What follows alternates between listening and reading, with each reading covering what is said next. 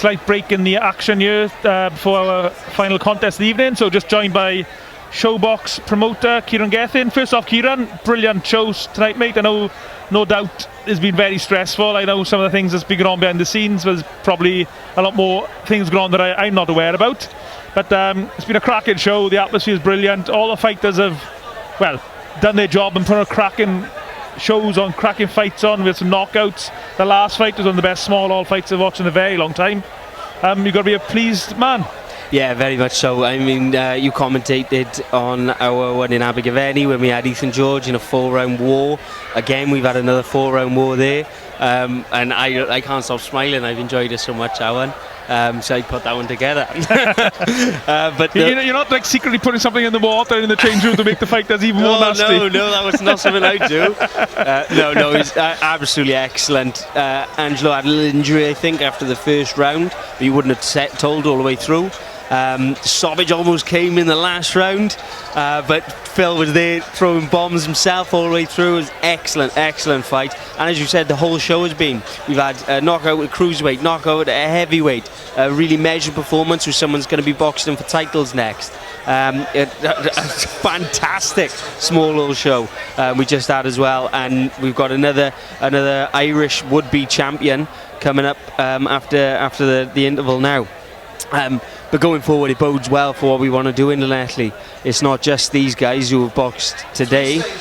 There's another maybe 4 or 5 guys. We're going to mention Leon Haynes, who's going to be turning over pro with Legacy Boxing Management and Shadow Box.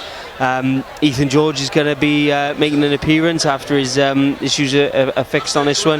Hopefully we'll have Angelo out again if his injury isn't too bad.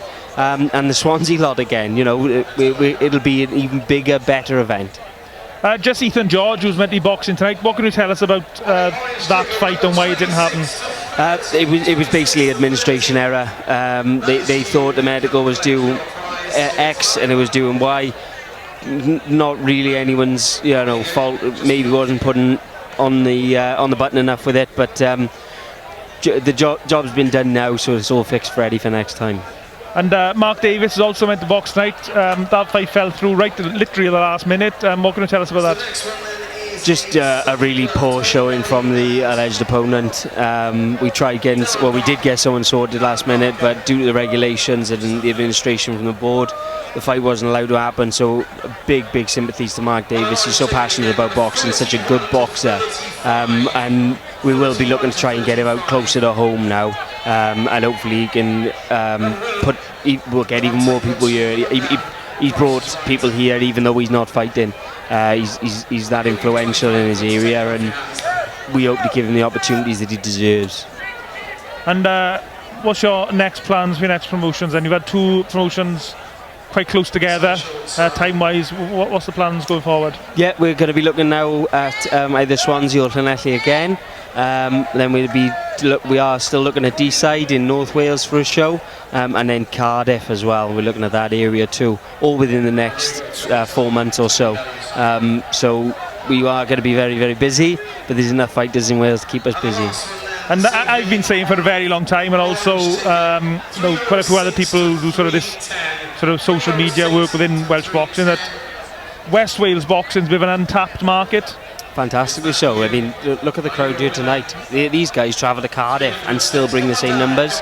There's no reason we can't do more of it in West Wales.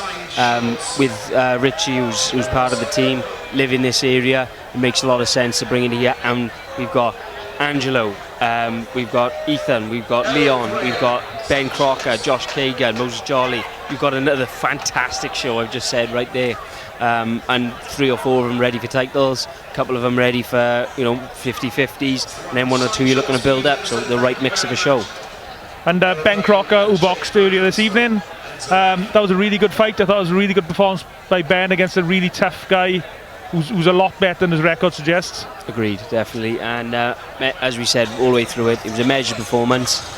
One we're looking for him to kick on from now. He's been a spit-stop start with COVID, with injuries, but there's no reason he can't be having title fights in the next one as long as the opponents are eager for it as well.